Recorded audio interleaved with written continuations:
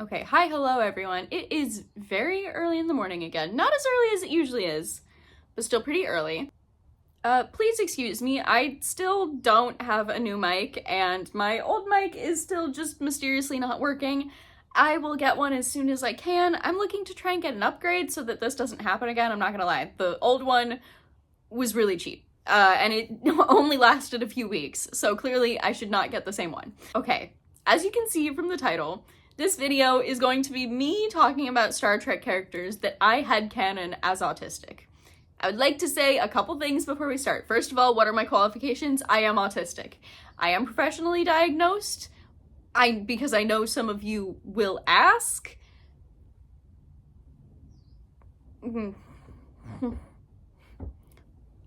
Whatever, okay? Second, I trust the Star Trek fandom. We are generally pretty chill. We have been around since, like, before the internet, so all of the big arguments with Star Trek have really been had, and we're generally pretty chill. But because the state of fandom is the way it is these days, I just want to say that me headcanoning, which means just things that I believe, and, like, no one else, me headcanoning certain Star Trek characters as autistic has no effect on the plot of Star Trek, and it has no effect on the actual canon of Star Trek. Me saying that they are autistic does not make them so. It is just my opinion, it's just something that I think, it's just something that I as an autistic person notice and see and like to relate to in these characters. And that being said, disclaimers out of the way, we're gonna start with kind of a controversial character. I think he's controversial because I've seen people say he's annoying, but I don't know, maybe he's not actually controversial, but it's just because we're going in alphabetical order. Lieutenant Commander Barclay. Okay, so Barclay obviously is really introduced to us through his whole holodeck addiction series. And let's be real, autistic people, autistic person to autistic person, would you not also be addicted to the holodeck? Like, let's just be so fucking for real right now. We would both be addicted to the holodeck. Let's be fucking real. So I get it. But it is the specific kinds of program that Barclay is running. Things based off of the real people around him that he can, in a way, script in a controlled environment. Obviously, his is more based off of fantasy than the actual reality of what scripting a conversation with these people would be like. But it's a TV show, so whatever. But not only that, but as we get later into the Next Generation and more into Barclay's character arcs in the next few shows, there we go, we find there's this episode where I think Geordi just says, well, you're just socially anxious, you just have anxiety. And Barclay goes, I wish it was just anxiety. Like, that would be so much easier. And that's so real, because I think so many autistic people get first diagnosed with anxiety, and then it's like, okay, but the things that help people with anxiety are not helping me, so clearly there's something different going on here. I don't like the way the Next Generation necessarily treats Barclay or characters that might be neurodivergent or disabled in general. Obviously, it has some really great things, like with Geordi, but it also has some really not great things, but we're not here to talk about that right now. So, just everything Barclay does. Also, the fact that once they get him off a starship, which is a highly socially structured environment, and into a lab with a weirdo, eccentric doctor, or scientist, he thrives. He thrives. He does so much better. Hi, Editor J here. I just want to say there is a brief period of time where he maybe minorly loses it a little bit, maybe not maybe, during the Pathfinder project that takes place during Voyager. But, like, once he starts working, like, with the, oh god, what's his name? The Doctor's programmer. I don't know. Once he starts working with him, he starts doing really well and thriving in that really small environment. And good for him. I love him. Okay, goodbye. When working in his special interest, which is holodecks. I think these days people aren't calling them, or maybe they're calling them something that isn't special interest. I call it I call my special interests my special interest because, I don't know, special is a good word for it. Not in a condescending way, but it is special to me. But I think other people are starting to use different words that aren't special interest. I'll try and look that up for later. But for now, I'm just going to use special interest because I promise I'm not using it in a condescending way. My special interests are so deeply special in a very positive way to me, so that is what I'll be using for this video. Anyway, next, we have Lieutenant Julian Bashir. Should I be telling you which series they're from? Probably. Lieutenant Commander Barkley is from, or at least he is introduced in The Next Generation. Julian Bashir is from Deep Space Nine, which comes next. So, this might be controversial to some people, but there is an episode of Deep Space Nine, later in the seasons, I can't remember which one, where we find out that Julian has been genetically altered. And then even later, and the social stigma around being genetically altered is really interesting, but the way Julian feels about it and the way his parents feel about him, how he was just never good enough, and just all of that rings as very neurodivergent. It rings as very high-achieving neurodivergent, which is definitely like a different experience. But then there's the episode where they bring in the other genetically modified people who are like kept away from society because their genetic modifications didn't go as well as Julian's. And that whole episode is just so autistic. The autism brimming from that episode is incredible. I find it to be, I haven't watched it in a while, I will say that, but the last time I watched it, I found it to be incredibly comforting. And I really enjoyed it. If you didn't enjoy it and you don't feel that he is a good autistic representation for you, I totally get that. Or that this episode was, because there are things in it that are like, whoa, kind of offensive if we are taking this as an autism representation, but I loved it. I love Julian in general. I know some people don't like him in the earlier seasons because he's kind of arrogant, but I think it works for him. I think he grows into it, and I like later seasons Julian so much that I'm willing to give it a pass. Anyways, I love Julian. The next one is... Okay, so for this, I want to say that I am not super caught up on anything after Voyager. I have watched a couple seasons of Discovery and a couple seasons of Lower Decks and one season of Strange New Worlds. Other than that, I am not caught up. I'm very sorry. How I watch things in weird orders. I'll get to it. But I'm caught up enough. Also, please don't give me spoilers if I'll watch them in my own time. I don't really plan on watching them to review on this channel, but just to watch in my own leisurely time, so please don't give me spoilers. But I'm caught up enough with Lower Decks to say that Lieutenant Boimler, definitely autistic. Definitely autistic. Like, the autism reeks from that man. In a good way, I think. I like him, at least. The way I was recently reminded of the first episode and reminded of how it starts with him giving like a captain's log to himself, like pretend-wise, and I think that's really funny and really cute. And highly relatable because real. I'm not familiar enough with the show yet to give like super specific examples of him being like super autistic. It's just, from what I've seen, I feel it in my bones, you know? Okay, it's really cold and my hair is a huge mess, but I've had to take off my hood because it's just covering my head and making my face so dark. It makes me look really ominous and weird in the camera. Okay, so next is Wesley Crusher. Again, high-achieving autistic. Tell me otherwise. You cannot. I feel like I don't have to say anything else. Oh, also, Lieutenant Boimler from Lower Decks, Wesley Crusher from The Next Generation. I'm so bad at this. I'm a terrible YouTuber. I'm sorry. So this next one, I'm going to say with the preface that I don't think...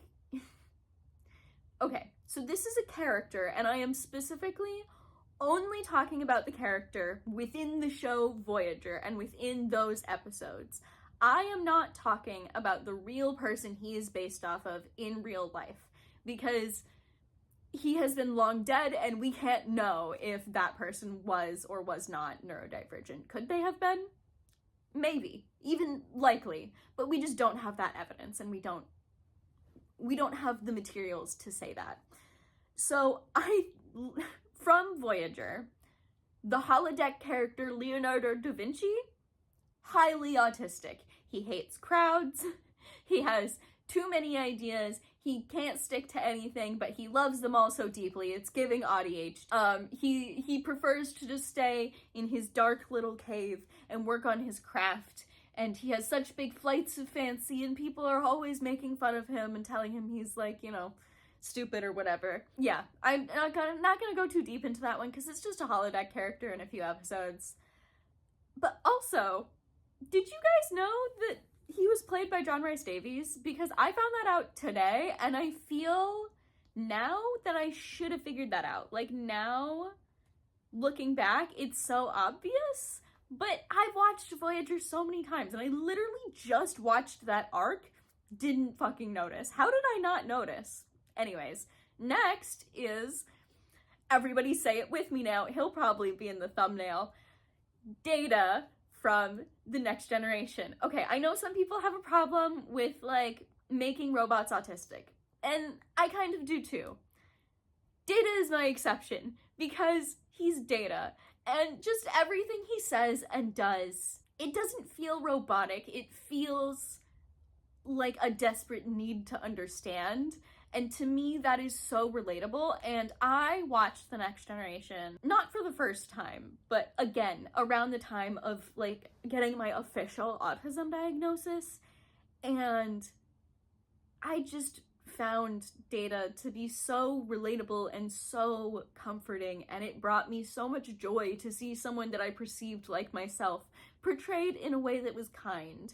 Because autistic people or people who are different are not always portrayed very kindly, and while people can be kind of mean to Data, generally it's the people you're not supposed to like. Not always.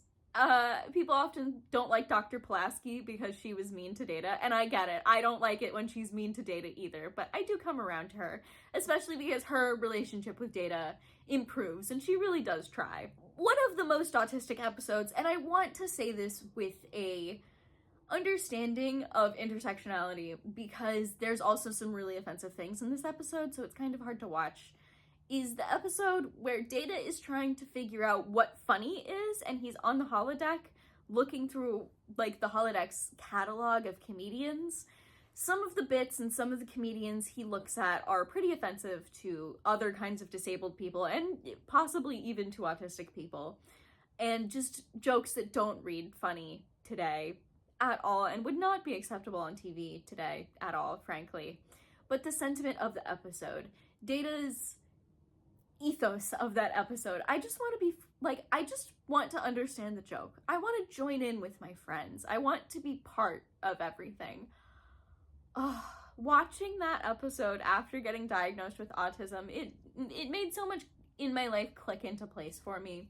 And it will always have, like, a special place in my heart, despite its issues. Even though its issues are so glaring, it makes it hard to watch. It makes it difficult to watch. Extremely difficult to watch. And if you were thinking of watching that episode, just go into it knowing that it can be a little tough.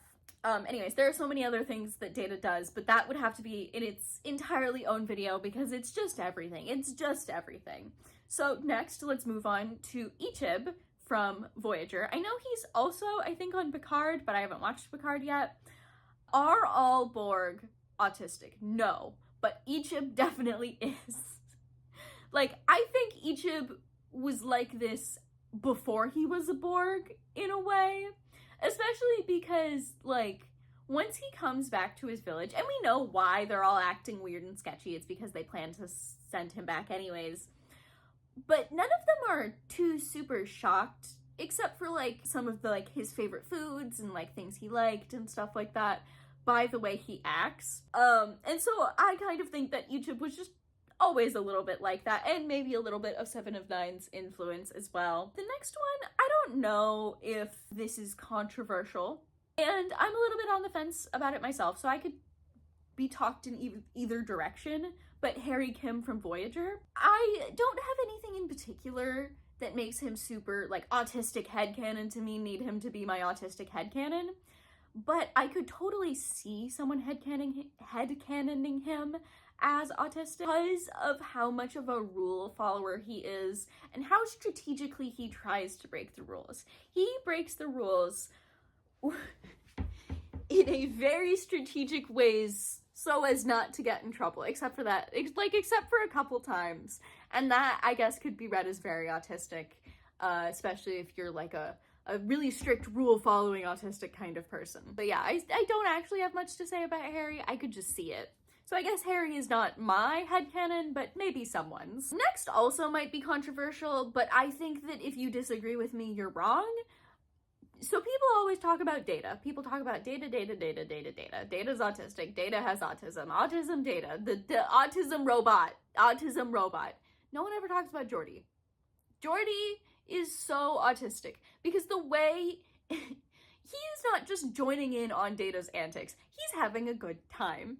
Like, Data's whole Sherlock thing, Geordi's having a great fucking time with it. Geordi thinks he's good at social cues and stuff like that. He's not. We can see that in the way that he interacts with not just women, but mostly women, but other people as well. I think Geordi is better at hiding it, but autism. I know what you are, Geordi LaForge. Next is Beckett Mariner from Lower Decks. Oh, Geordi is also from The Next Generation. Beckett Mariner from Lower Decks. This is another one that I guess I could be talked in either direction, but not really. I really lean more towards autism, with especially a profile of a pervasive drive for autonomy. I also have a pervasive drive for autonomy, and I really relate to... I've only seen the first couple seasons of Lower Decks, but Mariner not wanting to keep going because of Starfleet's rules, because she disagrees with the way that Starfleet conducts themselves, but also because everyone expects her to, because she is so smart and good at these things. People expect her to, and she doesn't want to play to people's expectations. I feel that so hard. Again, I haven't watched the show enough to make more comments, but that is just, yes. Next is Odo from Deep Space Nine. Deep Space Nine really does not, we need more Deep Space Nine autistic characters. Anyway, also I think I forgot someone, but I'll get to her later. He's kind of just an alien. Like, there are two arguments to be made with Star Trek. They could all be autistic, and that's just an alien, and I'm choosing to ignore those arguments just for the sake of I'm having fun. Odo is an interesting mix of having a pervasive need for autonomy and also being a rule follower, but not necessarily being a rule follower, because they're not the rules. I mean, he does follow the rules of the Cardassians, the rules of Starfleet, the rules of the Bajorans, but more often he seeks justice, which is a controversial, but is technically still considered a, like, symptom of autism, is having a strong sense of justice. And we may sometimes disagree with Odo's definition of justice, but he is still always following that sense of justice. And as someone who understands, again, these are my headcanons, so as someone who understands that sense of justice, who understands that maybe my sense of justice is not the same as everybody else's, but it is still very strong, I get Odo. I understand Odo.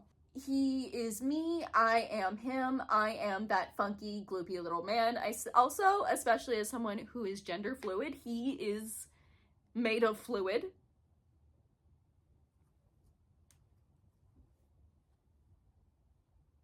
Anyway, moving on. Enterprise, who we are missing, I'm missing someone from Enterprise, so I'll talk about them after I talk about this one. Dr. Phlox from Enterprise, another one you could argue that's just an alien. I don't care. He's my goofy little autism man, and you can't change my mind. The way he just rambles on and on and on and on and on and on, kind of like this video, is so highly relatable to me. And maybe it's just a trait of his species, but I choose to believe that he is my funky little alien autism man and you can't stop me. That being said, also Hoshi. I initially left her off the list just because I think I didn't see her on my initial scroll through the character list. I don't know why. But the more I think about it, the more Hoshi. Yeah, she is so empathetic and she is so kind in a very heightened way. People think of autism and think of a low sense of empathy, but a high sense of empathy can also indicate autism, and that would definitely be Hoshi. Her interest in linguistics is very one. She is a very one-minded person, and that one mind is on linguistics. So maybe she could go either way, but yeah, Hoshi. Next, Captain Jean-Luc Picard. This might be controversial, I don't care. Just look at the everything about him. I also think he's Arrow Ace. You can't stop me. This wasn't supposed to be about sexuality headcanons, but yeah, autistic Arrow Ace Picard. Oh my god, a certain brand of... Oh, okay, as cool as Trekkies are, a certain brand of Trekkie is going to see this and not like it. Anyways, there's just so much about him. He has a lot of special interests. A lot of people think that autism is just one special interest, but autistic people can have a lot of special interests. I have so many, and Picard and I share one, which is archaeology. Archaeology, history, art, linguistics. I don't think Picard is just cultured. I think he has autism. I think he has the kind of autism where he functions very well at the top of a hierarchy because A, he gets to make all the decisions, and B, he has rule-following autism, 1,000%. Next is Rutherford. I have not seen Lower Decks enough, say more, but Rutherford. Just Rutherford. Commander Saru, I don't, again, haven't seen enough, but just have a hunch on that one. This one might be controversial, but I think Scotty. Scotty from the original series, I think he has autism. And frankly, I don't care what you say. And Sulu too, you can't stop me. It's hard to talk about this with the original series because characters like that, their characteristics really are just Sword and Scottish. Sword and drunk are really their characteristics, so it's hard to talk about them that way, but it's my own personal choice to believe that they are autistic, and you can't stop me. Next is 7 of 9 from, I almost said Deep Space Nine, but nope, that just also has 9 of it. 7 of 9 from Voyager. Like I said, not all Borg are autistic, but 7 of 9 is. And I know she's in Discovery as well, and I know, okay, I want to talk about this one because I know Jerry Ryan has talked about how she knows that people see her character as autistic and how she's okay with that, and she is flattered and she thinks that if you see her as a representation of autism that she is very flattered and honored, and I think that's really nice. I think that's really sweet. And I think it's why am I crying? I'm crying about Star Trek. Oh no. I think it is a great way to pick up the mantle from the OG autism character, Commander Spock, who his actor, Leonard Nimoy, also later in life found out that a lot of autistic fans resonated with him and had a very similar attitude. And both of them are seen as autistic for very similar reasons, for being very rigid and for being very logical, for being really stuck in their ways, and for just being different from the rest of the crew and being the other. And I think it's really sweet that she has that mentality. So yeah, 7 of 9 and Spock for all the same reasons, and much love to both their actors as well. I cry. I can't talk about Spock anymore. Next from Lower Decks is Lieutenant Tendi. I emphasize this again, haven't seen much, but her and Rutherford. I don't care if they're autistic besties together or they're an autistic couple together. Either way, I'm very happy for them and their nerdy little butts because they are both the cutest little nerds and I love them so much. I love Tendi. She is so fun and overexcited and reminds me of all my favorite people. So if you are like Tendi or anybody has ever told you you are like Tendi, I love you because the people in my life who I'm like, you're like Tendi, I'm like, I love you so much. And last but not least, which seems kind of weird, but I don't know, I went in alphabetical order, so I went in a weird order, is Commander Deanna Troi. And you might disagree with this, but I frankly don't care. I know it's just because she's a betazoid, but her ability to empathize and understand what other people are going through is highly autistic to me. And not only that, but the way she uses it to mediate each situation. She's never really part of the social situation. She is the arbiter of the situation. She's still there. People love her and care about her very much, but very rarely is she sharing any of herself. And she is mostly just there to like be empathetic and kind. And I love her. I love Deanna. I love Deanna so much. That's the whole video. I'm out of characters. There are definitely more people. There are some people in Discovery that I know people think have autism and have headcanoned as autistic, and there are some of these newer characters that I've already mentioned that definitely could have more to be said about, but I just don't know enough about them yet. There are people on this list who I could sit here and talk about all day, but we just don't have time for that. But I hope you enjoyed this list. Again, it was really all in good fun. It's just what I think in my head. That's why it's my headcanon. So if you disagree, that's totally okay. If you don't want these characters to be autistic, that's fine. I have great news. They're not really autistic. I'm just making shit up. But if you agree with me, I love you. Yeah. Anyways, thank you so much for watching. I hope you had fun. I've only talked about Star Trek once here before, and it was by far my most divisive video on my statistics, so I don't know how this is gonna do. So please like, comment, share, subscribe, all that sort of stuff if you liked it, because I'm a little nervous about this one. Star Trek is very near and dear to my heart, and if you guys are mean to me about it, it will make me sad, which is something that I shouldn't say on the internet, because the internet will use that to make me sad. Bye.